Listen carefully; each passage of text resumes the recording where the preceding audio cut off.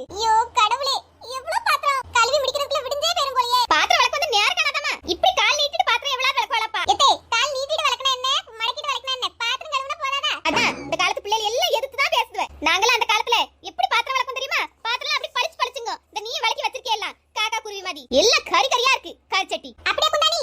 என்ன? குண்டானியா? அப்படி இல்ல. குண்டாலாம் நல்ல க்ளீனா இருக்குன்னு சொல்ல வந்தேன். அதான் குண்டானின்டே. சொல்லுவா சொல்லுவா. இந்த பாரு 5 நிமிஷம் தான் வருவேன். எல்லா பாத்திரமும் பளிச்சு பளிச்சுன்னு இருக்கணும் பாக்க. இல்லனா என்ன செய்வ குண்டானி? என்ன? இல்லதே. இங்க உட்கார்ந்து அதான் குந்திக்கிட்டு நான் என்ன செய்றேன் பாருங்க சொன்னேதே. பளபளன்னு பாத்திரத்தை கழுவி எடுத்துறீங்க. இந்த குந்துங்க. குந்துமா? ஆமாதே. குந்துனா உட்காருன்னு அர்த்தம். சென்னை தமிழ்ல தெரியாதோ?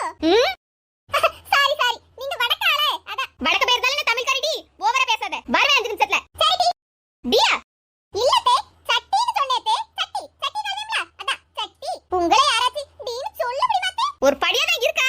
நில்லு. சே, இவ்ளோ பாத்திரத்தை கழுவி முடிக்க விடிஞ்சு போயிரும். சரி. அப்பாடா, இன்னைக்கு 4 பாத்திரத்தை வீசியாச்சு. மீதி பாத்திரத்தை நாளைக்கு வீசுவோம். ஒரே நாள்ல எல்லாத்தையும் வீசினா கண்டுபிடிச்சு வந்து கிளவி. வீடா இது? ஒரே பாத்திர குடோன் மாதிரி இவ்ளோ பாத்திரத்தை சேர்த்து வச்சிருக்கா. மனுஷங்க ஃபுல் வீடியோ சேனல் லிங்க்ல டாக் பண்ணிருக்கேன் பாத்து